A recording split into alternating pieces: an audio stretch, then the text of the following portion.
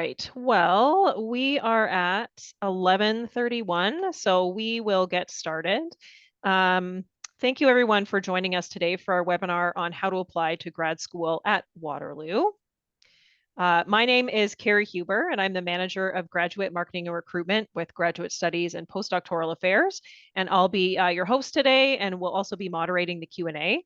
And then joining us as our special guest and our expert on admissions is Julie McMillan, and she's our Associate Director of Graduate Admissions in Graduate Studies and Postdoctoral Affairs. And she will be going through sort of the meat of all of our information, and then we'll be asking her the questions in the Q&A section. So just before we get started, a couple housekeeping notes. The session is being recorded, and if you have registered and you're attending, tomorrow, the day following, you will get an email with a link to the recording if you need to review any information or you want to share it. If you do have questions during the webinar, please use the Q&A function, and we'll use this during the Q&A session. I would ask, though, that maybe wait until we go through some of the content, because your question might be answered. So maybe sort of save them up towards the end, unless maybe you have a really particular one, but do use that Q&A function. And we will be adding some of the links to the chat, but also any of the links that we share are available on the Future Graduate Students website under the admission section. So those are all available, but we will also be sharing them as we go. So before we get started, I do want to recognize that the University of Waterloo acknowledges that much of our work takes place on the traditional territory of the Neutral, Anishinaabe, and Haudenosaunee peoples.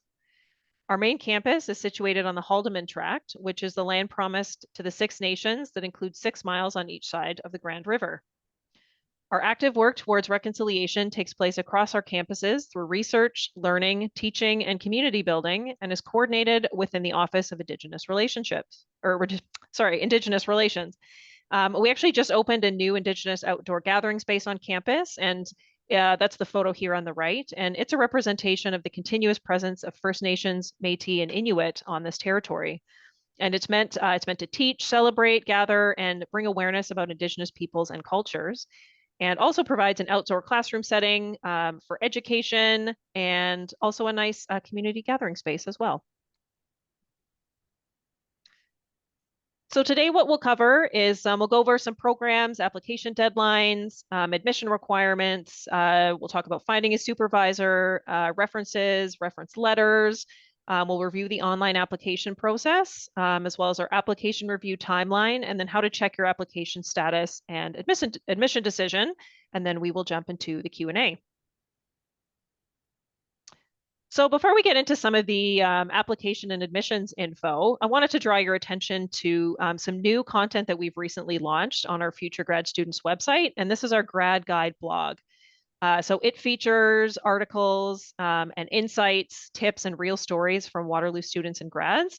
Lots of interesting content to read through and share. And if you have any sort of questions or are maybe wondering of some experiences of other Waterloo students, these are some great resources to check out.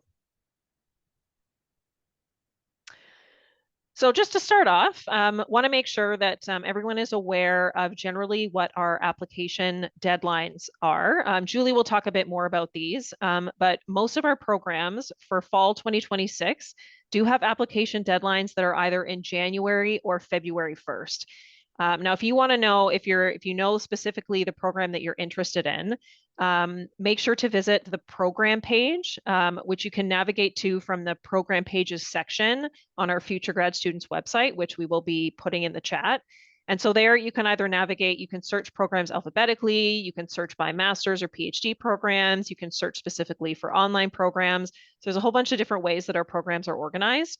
But if you're just looking at the big list and you find your program, that program page is going to be one of the main sources of information about deadlines and admission requirements and other information for your program. So those program pages are really key, and that will also call out what the application deadline is and when you need to have your materials in. So just wanted to point that out at the start, that that's a really important section, and that's where you're going to find all that important info like application deadlines. So now I will pass it over to Julie, who will get into our admission requirements. Awesome. Thank you, Carrie. Hi, everyone. I'm happy to join you today. As Carrie mentioned, I'm Julie Macmillan, the Associate Director of Graduate Admissions here in Graduate Studies and Postdoctoral Affairs. So happy to get into the meat of it. Um, while the university does establish minimum guidelines, and we've listed those on our slide here, your program may indicate higher or additional requirements. So the program page that we were just referring to is definitely that first stop for you to find out what your program is actually requiring.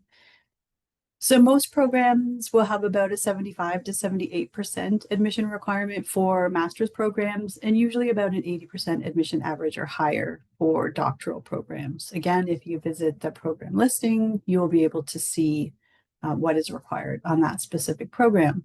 When you look at the four-year honors bachelor's degree or equivalent, we also have listed or crafted a list of international admission equivalencies, which will show you by location or country what degree is required, so the type and name of degree, and the overall GPA that we would be looking at for you applying from that specific area or location. We've done a pretty good job. There may be a few things missing. If there's something that's not clear for you, please reach out. We're happy to support you. Something new this year as well on the graduate application, you're able to indicate your overall GPA based on your institution's grading scale. So let's say it's out of 12, you can indicate I have a 9 out of 12. And you're not trying to provide that equivalency to us. Our team internally will be able to look at that and understand where you fall in terms of the equivalent requirement for that minimum 75 overall standing. Next slide, please. So I will speak a little bit more about the ELP requirements, finding a supervisor, and contacting your referee. But first wanted to just touch base on the additional supporting documents or application materials that are required as part of your application. So the key piece will be transcripts. You must declare all post-secondary education, including incomplete or in-progress programs. And then at the time you're completing your application, we ask that you upload an unofficial copy. So this is partially to reduce cost for our applicants. And in many cases, you might be in progress. So we're going to ask you for a final official copy once an offer of admission is issued anyway. We have the references, which we'll talk about, program-specific questions, or PSQs, as we fondly refer to them. Basically, those are a set of questions that have been designed by your program and where they're asking you to provide some additional information. So if there are some, it will be listed once you make it to your applicant portal, which we'll talk about shortly as well. And that will also be indicated on the program page. So all of the application materials will be provided on the program page for the program of interest. So a statement of interest or purpose might be required. This is an uploadable document, so you can create a formatted Word or PDF doc that you can then upload for review. Resume or CV, I think about half of our programs require a resume. If not, on the application, there's also a section where you can indicate your professional background, so that information can still be shared. And if a writing sample is required, it might include a previously completed or published piece of work. And then GRE or GMAT scores, they might be required by a couple of programs. There are also some alternate pathways of admission where a GMAT might be required. Again, that'll all be listed on the program page. And then when we're looking at portfolio submission, it's required if you're applying to fine arts or architecture, with the caveat for the architecture program that if you happen to hold a University of Waterloo Bachelor of Architectural Studies degree, then that portfolio would not be required. Next slide, please. Moving on to English language proficiency requirements. So the official language of instruction at the University of Waterloo is English, and so it is our responsibility to ensure that all students have the English language skills required to succeed. So we currently have 4 bands or level of ELP scores. Your program will fall into one of these bands, and again, please see the program page for the ELP requirements tied to that program of interest. Our 2 most common scores are the TOEFL IBT and the IELTS academic. So you can see we've listed them on the slide here. And we also accept the CALE, PTE academic, Cambridge English, and EFAS. So Renison University's College English Language Institute, which is located here on the University of Waterloo's main campus, it offers an English for Academic Success or EFAS program, which is an intensive full-term language program that's designed to help students improve their English language proficiency and also meet our ELP requirements. There is a cost associated with this program, and our programs can make an offer conditional on you successfully completing EFAS. So depending on your situation, that might be an option. Something that's important, our ELP test scores expire after 2 years. So if you, at the time of application, we would expect your ELP score to be valid. And if not, you would be expected to sit a new test to provide an updated test score. ELP exemptions can be confirmed by reviewing the information available on our website. So we do list a set of criteria that you must meet to be considered ELP exempt. I believe we might drop a link in the chat, or maybe it already has been. If you aren't sure, we do get questions occasionally that speak to, I have a letter from my institution. Will that be enough proof that I don't have to write ELP? We don't accept letters confirming English as the medium of instruction. We do look to the criteria that we have listed to meet in terms of ELP exemption. We have in our application system, we've tried to build out some logic that speaks to ELP requirements. If something looks like it shouldn't, like you're being asked to provide an ELP test score, but you believe you're exempt, you can connect with us and we can verify if that exemption is true or not and take care of that for you. And next slide, please. So moving on from ELPs to finding a supervisor. So the information on this slide is tied obviously to those programs that require a supervisor. So that would be our research master's and doctoral programs. So it is important for you to know whether you need a confirmed supervisor before applying. That information is included on each of our program pages. And we can also add some additional information in the chat, a link to our finding a supervisor page. And then next slide, please.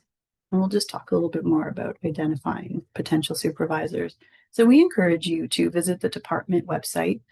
There will be a faculty listings page where you can review faculty member profiles, identify supervisors with research interests that are similar or aligned with yours, and then be able to develop a short list based on the faculty member's research area and current projects. We do encourage you to consider both research interests and teaching styles when you're determining your ideal match. But certainly being able to review faculty member and student publications will give you an idea of the work that would be being completed by that faculty member. A new initiative that we have in place right now is our research opportunities listing, and that provides a list of open projects for prospective grad students to explore. So this will include a summary of the project, the faculty members involved, and will allow you to submit an expression of interest in working with the faculty members on that project. So it's a new initiative, so the list is definitely not exhaustive. And there's additional opportunities through our research centers, research institutes, and our faculty research offices where you can determine possible matches and more information about faculties and prospective supervisors. Next slide, please. So when we are reaching out to potential supervisors, it is important that you not simply send a generic email. So this may seem counterintuitive because of the amount of work and time that goes into this. But what we see happening, unfortunately, is that when we're using a templated response, often mistakes can be made. You haven't swapped out the name of the faculty member that you're interested in or the name of the program. And so it feels a little bit less authentic in terms of the information being provided. So try to craft something specific for each faculty member that you have decided is a potential match for you. Also, know what you're interested in researching. So being able to articulate your research interests will definitely help build that connection with any prospective faculty members. We encourage you to do your homework, make sure you've investigated the program you're considering applying to, read the websites, and show that you know about the program. This too goes a long way.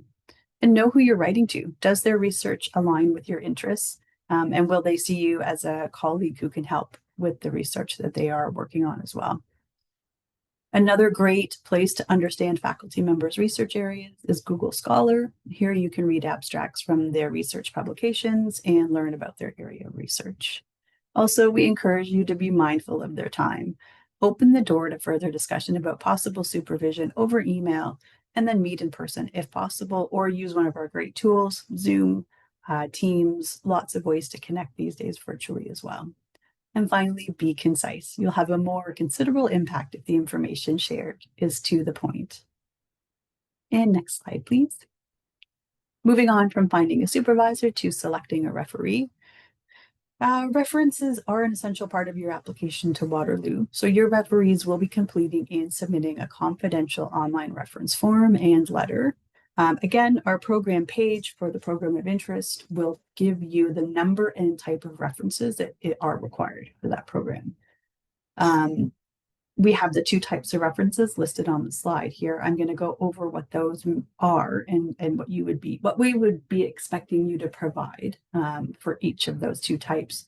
But just ahead of that, I want to remind you that it is important to connect with your referees at least 4 to 6 weeks ahead of the application deadline and ensure that they are available and able to write a letter for you. We also want to make sure that they've agreed and have time to do this ahead of the application deadline. So an academic referee will typically hold or has held an academic appointment at an educational institution. So they've taught you in a course, supervised your research, and they can attest to your academic performance and aptitude for graduate studies. Academic referees will be asked to explain how they know you, rank your skills and abilities in a series of academic attributes, for example, research potential, communication, etc., and they will be asked to comment on your potential as a grad student. So if you have completed or are completing a research program that includes a thesis or research paper, we would expect that your supervising faculty member would also be one of your referees. And then again, one more time, your program may have specific academic reference guidelines. So for example, a department might say your referee has to hold a PhD or they must have supervised your work for a minimum period of time. That information will also be available on each of the program pages. When we're looking at professional references, a professional referee is typically a supervisor or senior level employee, so they've supervised you and they can attest to your possession of the skills and experience required for program admission. So professional referees will be asked to explain how they know you. They will be able to rank your skills and abilities in a series of professional attributes. So for example, leadership, communication, etc. And they'll be able to comment on your capabilities and the relevance of the graduate program to your career path. So this is where I would say it's also important that you've shared a resume and maybe explain to them how this program connects with your career goals. Your program may have specific professional reference guidelines. For example, a department may require that your referee hold industry-specific professional designations or have supervised you in your professional work for a minimum period of time. Check the program page for more information on that as well.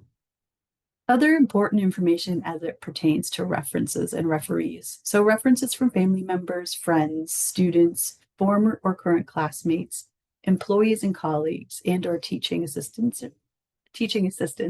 are not accepted. Valid institutional or organizational email addresses are preferred. Hotmail, Gmail, Yahoo, etc. They're not encouraged. And we do verify all references anyway, but where possible, we appreciate the organizational email being used. Again, the University of Waterloo may use your reference forms when considering you for institutional, provincial, and federal awards and scholarships. Next slide, please.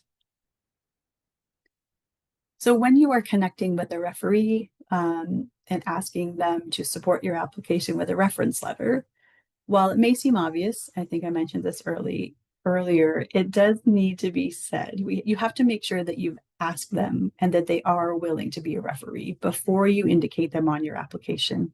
Unfortunately, once in a while, we do get an email back from a prospective referee who just says, no, I didn't agree to this and I'm not going to complete this reference. So that will definitely slow down the review of your application. Be sure to approach people in a manner that is appropriate with your professional relationship to them. Be clear as to why you've decided to reach out to them specifically.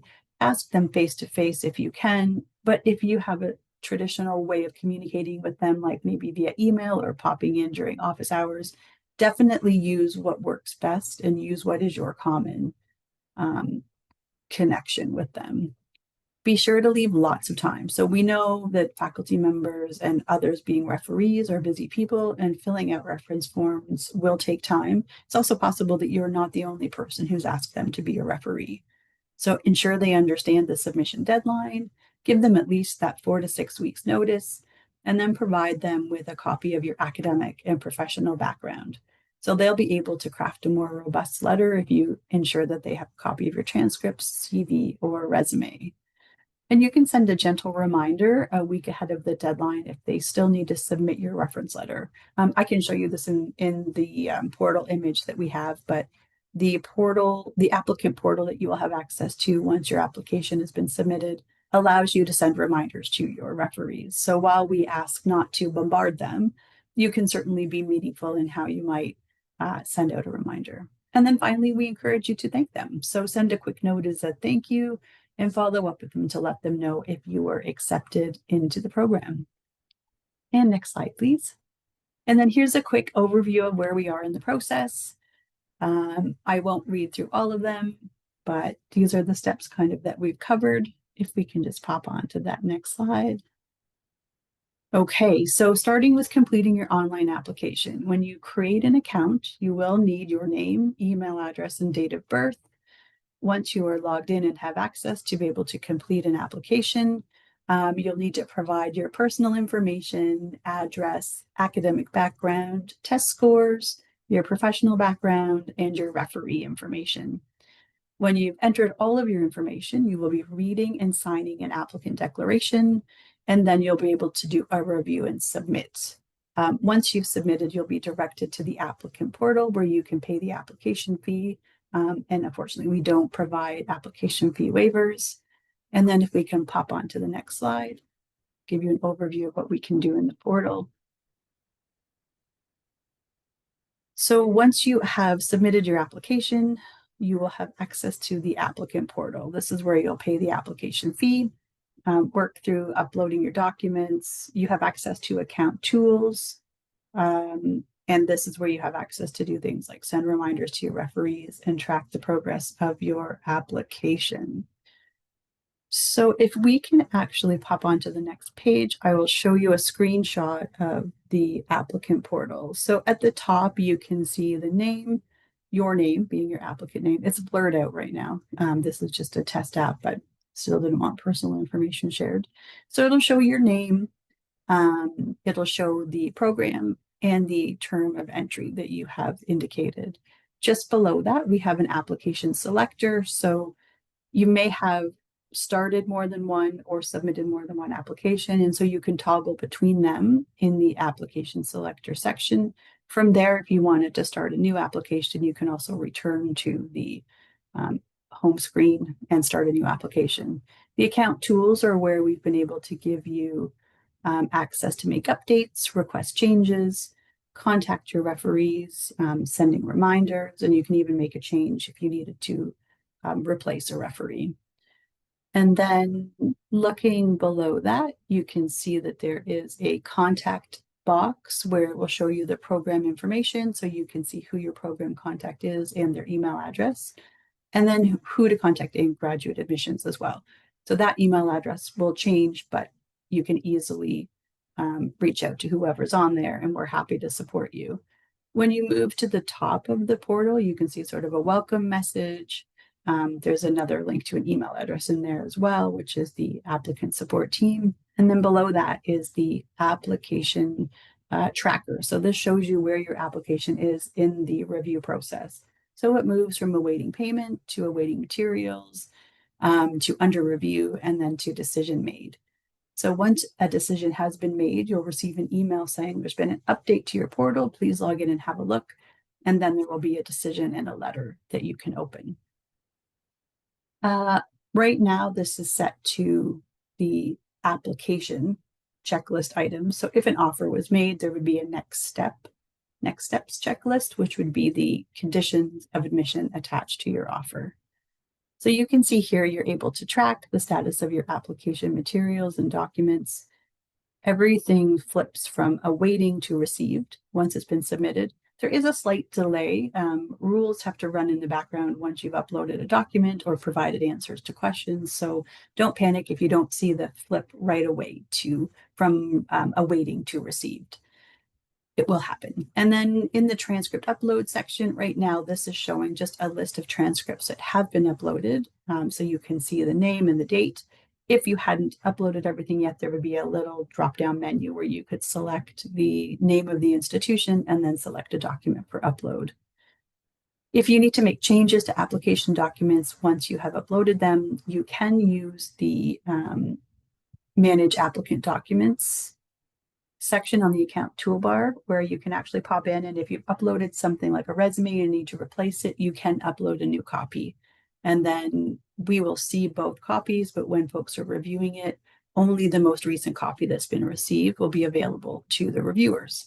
The only thing right now that you can't update are your transcripts. So if you need assistance with uploading transcripts, you can reach out to the admissions contact on the left-hand side there as well. The other thing we have here are the contact information cards, or sorry, not information, but the information cards at the very bottom. So basically those will change based on where you are in the application process. So right now it's talking about study permit timelines and campus and city. So this application has been set to an international student. And so that just is a reminder to take a look at what the study permit timelines are, so that as we get closer to that information being important once an offer is issued. And then exploring campus and city. So learning more about Waterloo, the campus, and Waterloo, the city. And those will change as we move through the review process. And if we can pop on to the next slide, please. And then just a quick overview of what the application review process looks like. So we understand that you are eager to obtain an admission decision, and we get lots of emails from prospective students who have said, hey, can you tell me, is there an update yet on my application? So while our goal is always to issue that final decision as quickly as possible, we know that our programs need time to go through the large number of apps that they've received. So application processing timelines will definitely vary by program and faculty, but generally you can expect a decision within 8 to 12 weeks of the application deadline. So our application window is open almost as soon as the last one closed. So we basically have rolling admissions where we don't have a specific window, except for a couple of programs, I apologize. Most of the time, the next available term is there for you. So you could be applying to a program a year ahead. And so obviously you would be eager to know what the results of your application are. There are a few programs that will look at applications as they come in. Many want to see them as an applicant pool. And make a decision based on the pool in its entirety. So that's why we are saying 8 to 12 weeks from the application deadline. So say that February 1st, which is our most common deadline for fall. Did you need to jump in, Carrie, or is it okay? No, we can. Is there anything else that you want to share? Otherwise, we can jump into the Q&A perfect. portion. We can jump right over. Yep. All right. So we have had some questions coming in. I also just wanted to note for everyone, I'll leave this this screen up here. This is my email. If there's anything you're unsure of after, once we wrap up, maybe note that email down now, and then you can send it to me and I'll direct it where you need to go. So Julie, we'll start with, there's a question about our data science program. Somebody has a non-computer science background, but they have done some courses in their bachelor's degree that are related to the requirements of the course, but they're also currently a data scientist for a large international bank. And they're wondering, would they be eligible to apply for a data science program with that, or is that something they should maybe reach out to the program coordinator about? Yeah, that's a great question. I would say that's a good question for the program. There are lots of opportunities, I think, at the grad level to definitely take into consideration what you are currently doing in a working capacity and how that would support maybe a non-traditional pathway into the program. Right. Yeah. And just a reminder that program contact is found on the program pages. So you can find that contact there. Somebody's also asking if they can share the IELTS test results after the application end date, or they have to do it beforehand. Is that correct? Yeah, there is an expectation that it's part of the application. If you are sitting an ELP or any the ELP tests and you want to put a future date, you can. It may impact the review of your application though. So if the program is waiting for that to come in before they are willing to finalize their review, then it could slow down the process and it's possible that you would miss out on an opportunity. Yeah. And they're asking a question too about the resume being added after submission. So yes, so the way it works is you do like you answer all that basic information in the application and pay the fee, and then you upload the rest of your documents, and then that will show it as complete. And so that's what all has to be done by the application deadline. Yes. Also wanted to reiterate because we have gotten a couple questions about this, about application fee waivers for international students or anyone else. But also to reiterate, we do not offer application fee waivers. Also, just want to sort of alert everyone if you are, if you are having challenges around paying the application fee, it's probably really important to spend some time on our website, look at all the information that we have about costs and funding and expenses. Because even though we do offer funding, especially for PhD programs that international students are eligible for as well, those do not cover all of your costs. And international students, to be able to get a study permit, you have to be able to show that you have available funds of, I think it's $20,635, something like that, in your first year on top of tuition. So on top of tuition and any funding you receive, you have to show that you have access to that's over $20,000 of funds for the government even to look at they'll look at your application, but to even be approved for a study permit, those are the requirements you need to have. So all that to say, we do not offer application fee waivers, but that is something just to make sure that you are understanding, the whole, even though we do offer funding, there are still going to be a lot of associated costs as well. So someone's asking, they're a professional, they recently switched companies, and they're wondering about if they should take referees from their past job where they worked longer or the current one where they've maybe only been for a month. I would say the previous one would probably have more to say about your Yeah, work I would experience and agree what with you that did. also. Yeah. Yeah, yeah, yeah. I mean, if both can do it, Yeah. great, right? Like, but definitely yeah. Who can write the best reference for you is what you're looking for. Yep. Yep, definitely. And then it will also show, like it will be obvious on your, on your resume and Yeah. things that you've only been in that job for a short amount of time. Someone's asking about admission decisions. So admission decisions typically won't happen until well into the new year. Sometimes it can depend on the program. Julie, I don't know if you want to jump in there, Yeah. but like some you may get earlier, but some you may have to wait. Yeah, we do encourage it. So where possible, we ask programs to take a look and if possible to make early offers. The reality is that they don't always have the capacity to manage a fulsome review early on. So I have some programs, so it's really across the board. I definitely know of some programs that review immediately, and you'll actually see this in the program pages. So like chemical engineering is a good example. They say you must have a complete application within 10 days of submitting your application. So they are looking at you immediately and they are making decisions immediately, which is great.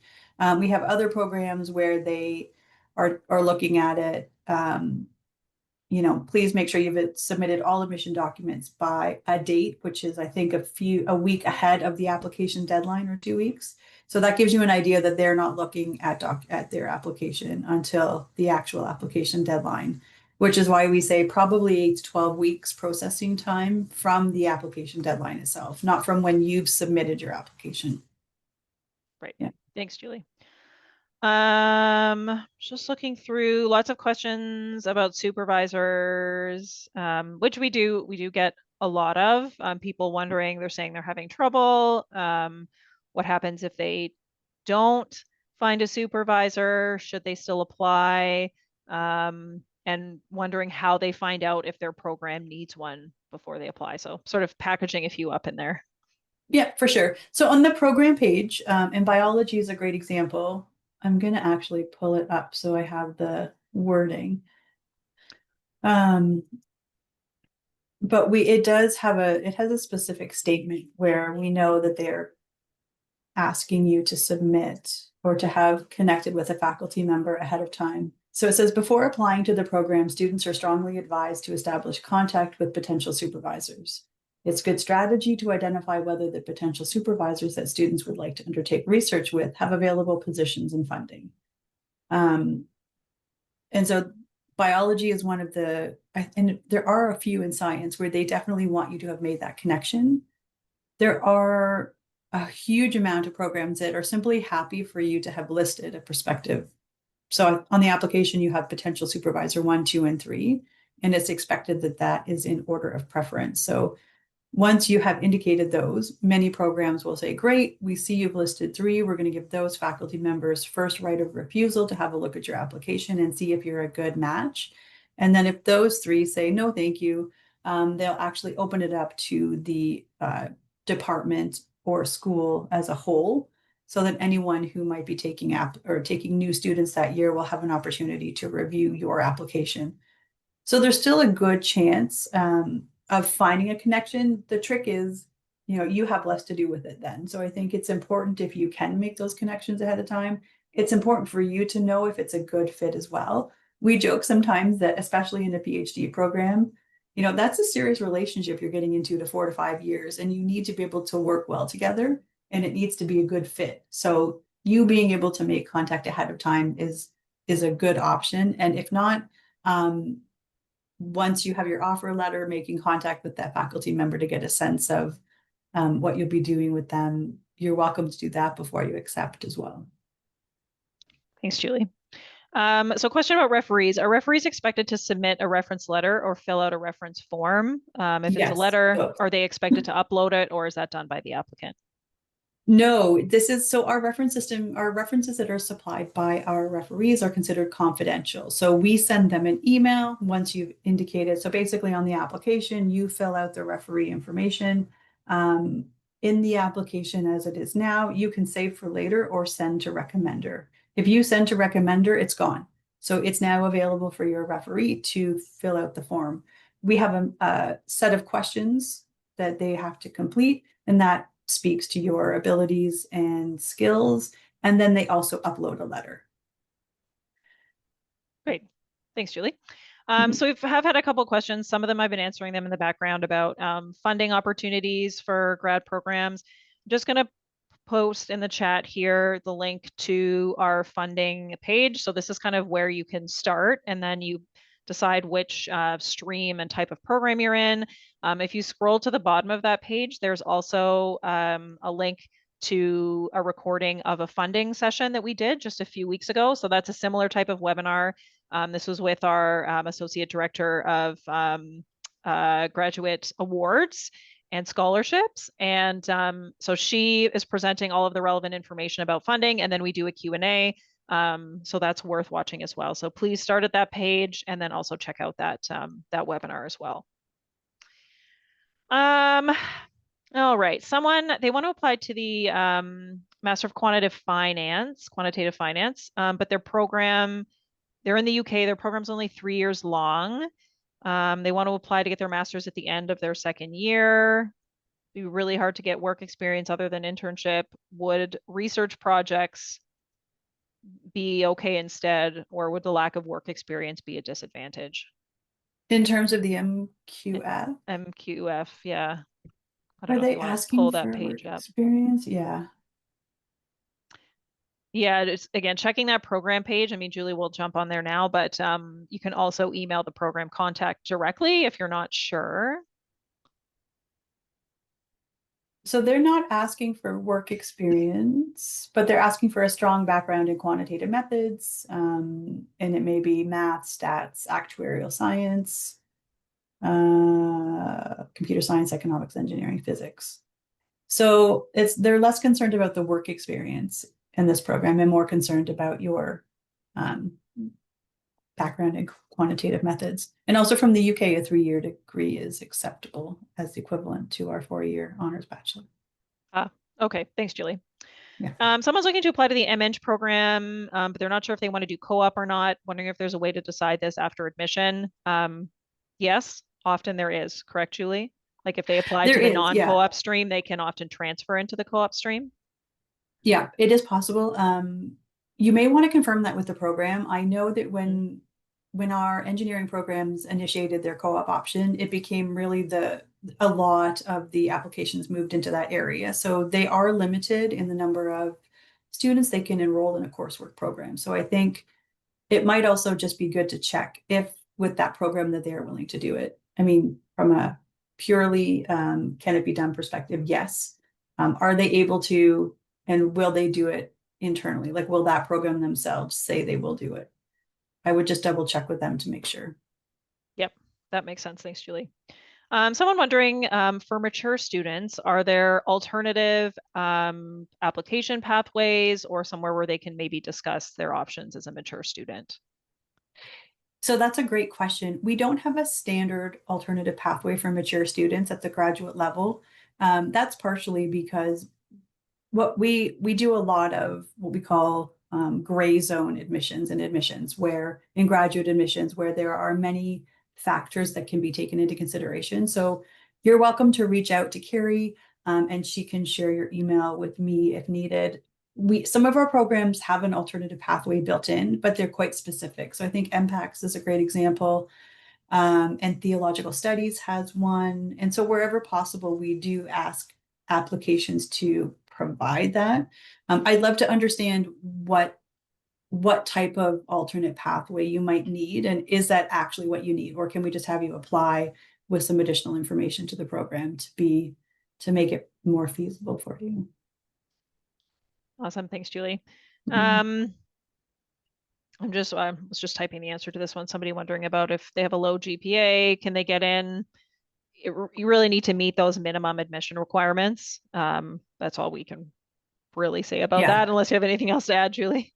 it's interesting. So it has happened, but it's definitely not the norm. So like I would say there might be a time when someone's looking at a research program or a doctoral student, and maybe their area of research or the type of work that they have done um, supports entry, even with a low GPA.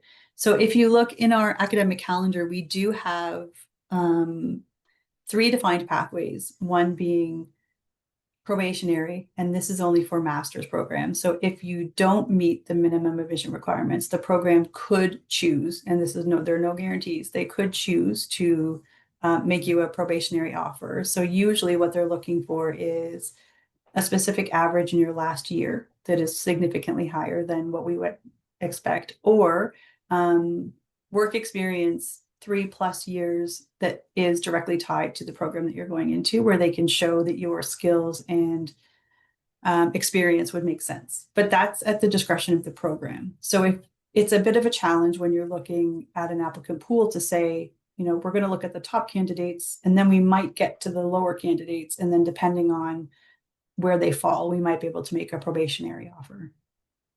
For I did just pop PhDs. the, Oh, thank you. yeah, I just popped the link to the chat in the calendar in there. Oh, perfect. Um, yeah, somebody wondering about, I think they're just interested in like, how many students might be in their classes or program. They're applying for an MES program. There isn't really a definite way to find that out, but I think if you're at the master's, well, this is for a master's level, it's not going to be like the huge undergraduate classes. Mhm. You can also check in the academic calendar, and you look under that program specifically. You'll see sort of the type of class. Julie, correct me if I'm wrong, but you can kind of get a sense, especially if it's a lab, that's going to be a smaller class. I don't know if there's anything you want to add there, Julie. No, that's a good point. Definitely smaller than your undergrad days. Yeah, yeah, And I can't say for certain. You could reach out to the program and say, do you have a sense of class size? Like, what was class size like last year? And do you anticipate it being the same? yep, They'll be able to let you know what it looked like for them. yep. They're aiming to get their permanent residency between the application deadline and starting their program. Do they apply as an international student and then does it get changed later? Yeah, so you would apply as an international student because you don't yet hold your permanent residency. We know that you're not going to be applying for a study permit because you won't want to do that while you're going through the PR process. So I think it would be great for you to reach out to us if that's what you're doing, because you won't actually need a PAL. And the whole PAL process is another layer for our international students. So we can make an offer to you as an international student, and then once your PR status comes in, you have a way that we can share a form with you that you would complete, and then you would be able to have your immigration status updated in the system. You would have to provide, obviously, confirmation of your PR status, and then your tuition would be reversed from international to domestic. If there's any concern about you getting that before the program would start, we can chat about that as well, but it might require a deferral if you're not able to receive your PR status before the starter program. That makes sense. Thanks, Julie. Somebody asking about how competitive Waterloo at the MA level. It does really depend on the program itself. So that's kind of all we can say there, I think, right? Yeah. Okay, this is an interesting question. Someone's looking at a course-based master's program and wondering if it would make it more difficult to gain admittance to a potential PhD program down the road. Do you want to take that one, Julie? Yeah, for sure. So typically, we would expect you to complete a research master's to get into a PhD program. However, within the Faculty of Engineering at Waterloo, MEngs are eligible as an entry point into the PhD. So my assumption is they're looking at your coursework completed, and then also hopefully some research that would have been completed in your undergrad.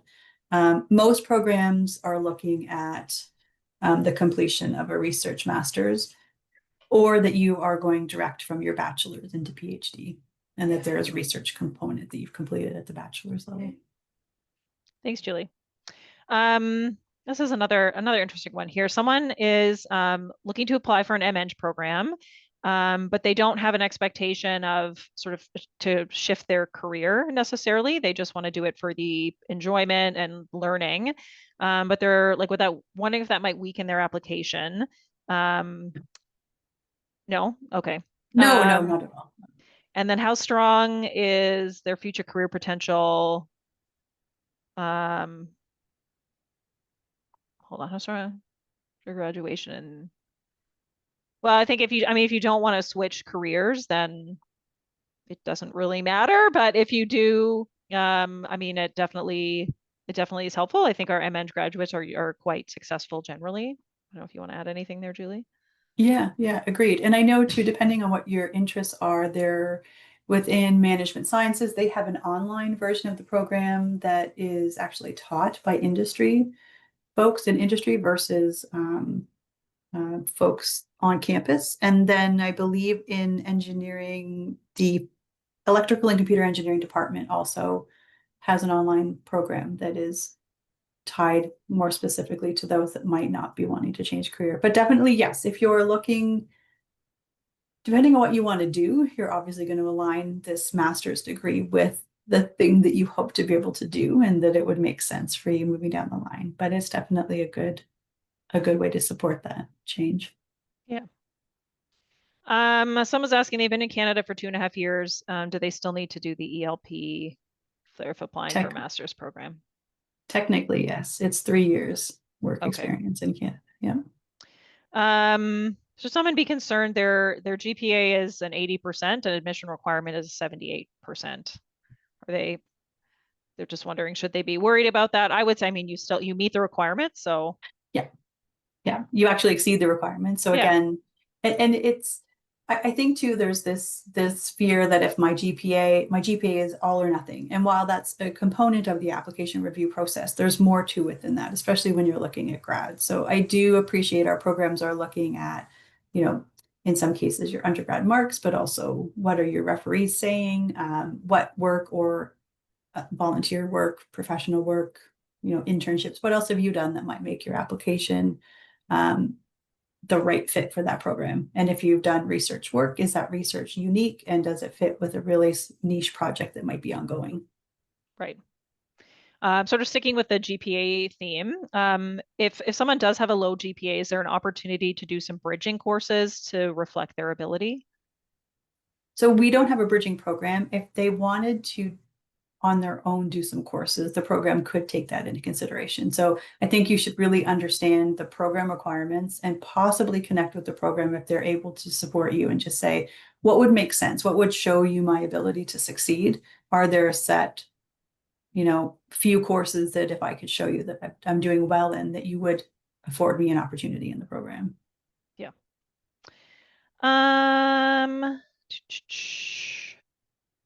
I think so. Someone studied abroad for a semester in the UK during their undergrad. Do we have a GPA conversion? We do. Um, I assume that would be sort of part of your GPA already, though, like on your undergrad transcript. I'm not That'd be sure. that would be Yeah. my assumption. If it was part of the program you were in and you were doing like an exchange term, um, then that should be reflected on your home institution's transcripts. Yeah. Someone here is asking, actually, these are questions really specific to the MSW.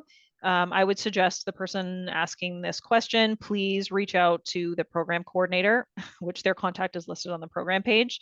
Yeah. They will be able to answer that for you. Someone's wondering about GRE exemptions because they have a lot of professional experience in sales and GSK. I'm not sure what that means. I would love to know if GRE is actually required. So first they need to make sure that it's actually required because Oh, we okay. don't see as much of it as we did. Yep. Yep. And then That's connect fair. with the program. Yeah. Yeah. So yes, check the page to make sure you actually need the GRE. And then you can always connect with your program, as Julie said. Yeah. Um, so again, some questions specific about they have a PhD in statistics, but maybe want to do PhD in biostatistics. That's also a good thing to reach out to the program coordinator about. I don't know if you have anything else to add to that, Julie, but Yeah. Um, Assuming that your degree is international, it's a little bit easier for us to consider you for similar degrees. We don't like to have you enroll in a degree that is something you've already done. And we do have sort of, if you're looking at domestic students, the issue is sort of how we are funded by our provincial government. So that comes into play as well. But I think definitely understanding what you've completed and how this new program might be different enough for you. Yeah, definitely check in with the program. I just had a follow up from that person who just asked the question about the UK to Canada course. On her home institution transcripts, it's shown as a pass or fail. That's Um, fine. it's fine. Yeah, it says they obtained a Yeah. copy of their transcript from the UK. Okay. Yep. And they can upload that copy if they want. They don't need to worry about conversions. We can look at the equivalencies. We don't like to convert, but we have equivalencies. So we know what we would expect to see from the UK and we can easily review that and look at it. But as long as you graduated from your home program, we wouldn't typically ask you to provide a transcript for an exchange. Um, is there any way around? So someone's saying if they don't happen to have access to a reference, it says they're in Afghanistan. Yeah, for sure. If there are very unique circumstances, and this obviously there are issues right now around the world, reach out to us and we can work with you on that and we can check in with the program as well. So happy to facilitate on your behalf what it might look like to not be able to submit references. That's a great answer. Thanks, Julie. We have one here. This one is quite specific, but we do have a couple minutes. They have a Canadian BSW and a Canadian Advanced Diploma in Social Services. They have an MBA and British postgrad diploma, and they're asking if they need to submit ICAS Canada evaluation. No. Okay. Or from UK qualification from WES Canada. Nope. No, so they don't need to do any of that. Okay. No, no Perfect. credential evaluations are required. So we do have some students that want to upload those in place of transcripts, and we don't ask for them unless there's a unique situation. So those are just basically credential evaluation services that will verify the type of degree and give you the equivalency to that degree in Canada. We do that internally already, so we don't need you to spend the money to also provide those. Yeah. That's great. Yeah. All right. Well, that wraps up our questions. And so if anyone still has anything outstanding or something comes up In the interim, please reach out to me at the email address that's up on screen here. And otherwise, we wish you the best in your application process, and you can reach out to us if you have questions while you do that. All right. Thanks, everyone. Awesome. Have a great day.